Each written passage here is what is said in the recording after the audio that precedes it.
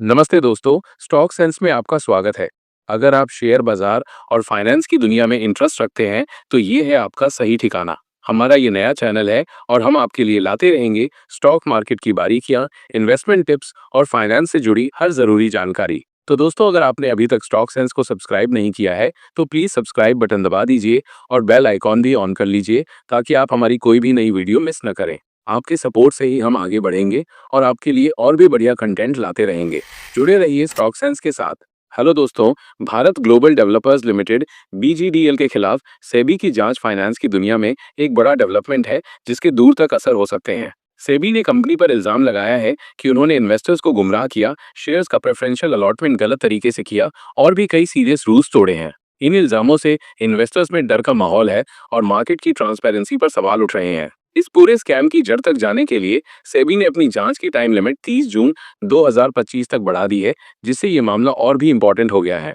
सेबी की शुरुआती जांच में बीजीडीएल ने जो भी डाउटफुल खुलासे किए थे, वो सामने आ गए। कंपनी ने दावा किया था कि उन्हें रिलायंस इंडस्ट्रीज, टाटा एग्रो और मैकेन जैसी बड़ी कंपनियों से बड़े ऑर्डर्स मिले हैं। लेकिन जब सेबी ने इन दावों की पड़ताल की, तो पता चला कि ये सब झूठ था। उन कंपनियों ने कहा कि उन्हें कोई ऑर्डर नहीं मिला, जिससे बीजीडीएल की क्रेडिबिलिटी पर बड़ा सवाल खड़ा हो गया। सोशल मीडिया पर भी इस मामले को लेकर काफी बातें हो रही थीं और इन्वेस्टर्स की शिकायतों के बाद सेबी ने तुरंत एक्शन लेते हुए दिसंबर 2024 में बीजीडीएल के शेयर्स की ट्रेडिंग रोक दी। इसके साथ ही कंपनी के बड़े अफसरों जैसे मैनेजिंग डायरेक्टर अशोक कुमार सेवड़ा और सीईओ मोहसिन शेख पर भी बैन लगा दिया गया। सेबी का मानना है कि कंपनी ने जानबूझकर झूठी जानकारी देकर इन्वेस्टर्स को अट्रैक्ट किया और शेयर मार्केट में गड़बड़ी की। जांच में ये भी सामने आया कि बीजीडीएल ने शेयर की कीमतों में हेरफेर करने के लिए एक प्लान बनाया था। कंपनी ने प्रेफरेंशियल अलॉटमेंट के जरिए कुछ खास इन्वेस्टर्स को 99.5% शेयर्स दे दिए, जिससे मार्केट में शेयर्स की अवेलेबिलिटी कम हो गई और कीमतें अपने आप बढ़ गईं। इस प्रोसेस में छोटे इन्वेस्टर्स को बहुत नुकसान हुआ क्योंकि उन्हें बढ़ी हुई कीमतों पर शेयर्स खरीदने पड़े। सेबी ने इस एक्टिविटी को एक सीरियस स्कैम माना है, जिसमें कंपनी के अंदर के लोगों ने मिलकर गलत फायदा उठाया। मार्च 2025 में सेबी ने अपने इंटरिम ऑर्डर को कंफर्म करते हुए एक और ऑर्डर निकाला। इस ऑर्डर में बीजीडीएल को कहा गया कि वो फाइनेंशियल ईयर 2024-25 के लिए अपने मेन फाइनेंशियल फिगर्स जैसे सेल्स, परचेज, प्रॉफिट और नेटवर्थ 15 अप्रैल तक स्टॉक एक्सचेंज को बताए।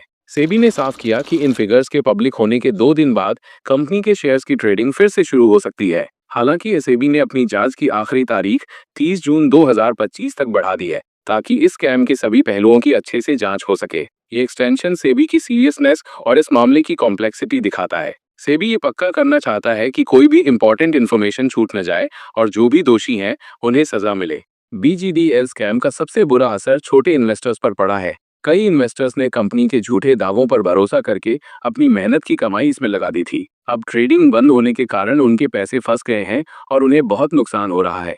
सेबी की कार्रवाई से इन्वेस्टर्स को थोड़ी राहत मिली है, लेकिन ये घटना इंडियन शेयर मार्केट में ट्रांसपेरेंसी और अकाउंटेबिलिटी की जरूरत दिखाती है। इन्वेस्टर्स को ये भी सीख मिलती है कि वो कहीं भी पैसा लगाने से पहले पूरी तरह से जांच पड़ताल करें और किसी भी गड़बड़ी से सावधान रहें। सेबी द्वारा जांच की टाइम लिमिट 30 जून तक बढ़ाने का मतलब है कि रेगुलेटरी बॉडी इस मामले को बहुत सीरियसली ले रही है। इस पीरियड में सेबी बीजीडीएल के फाइनेंशियल ट्रांजैक्शंस, कॉर्पोरेट गवर्नेंस और कंपनी के अफसरों के रोल की गहराई से जांच करेगा। सेबी ये भी पता लगाने की कोशिश करेगा कि क्या इस स्कैम में कोई और आदमी या कंपनी शामिल है। जांच में जो भी रिजल्ट्स आएंगे, उसके बेसिस पर सेबी बीजीडीएल और जो भी दोषी पाए जाएंगे, उनके खिलाफ कड़ी कार्रवाई कर सकता है, जिसमें जुर्माना लगाना, मार्केट से बैन करना और दूसरे लीगल स्टेप्स शामिल हैं। इन्वेस्टर्स और मार्केट एनालिस्ट्स को उम्मीद है कि सेबी की डिटेल जांच से सच्चाई सामने आएगी और फ्यूचर में इस तरह के स्कैम्स को रोकने के लिए स्ट्रिक्ट कदम उठाए जाएंगे। आखिर में, बीजीडीएल स्कैम इंडियन शेयर मार्केट के लिए एक वार्निंग है। ये दिखाता है कि कैसे कुछ कंपनियां इन्वेस्टर्स को धोखा देने के लिए झूठे दावों और हेरफेर का सहारा ले सकती हैं। सेबी की एक्टिवनेस और जांच को 30 जून तक बढ़ाने का डिसीजन ये दिखाता है कि रेगुलेटरी बॉडी इन्वेस्टर्स के हितों की रक्षा के लिए कमिटेड है। इन्वेस्टर्स के लिए ये इंपॉर्टेंट है कि वो सावधान रहें, पूरी जानकारी के बिना कोई भी इन्वेस्टमेंट डिसीजन न लें और मार्केट में हो रही डाउटफुल एक्टिविटीज की रिपोर्ट करें। उम्मीद है कि सेबी की डिटेल जांच से इस मामले में इंसाफ होगा और फ्यूचर में इस तरह की घटनाओं को रोकने में हेल्प मिलेगी।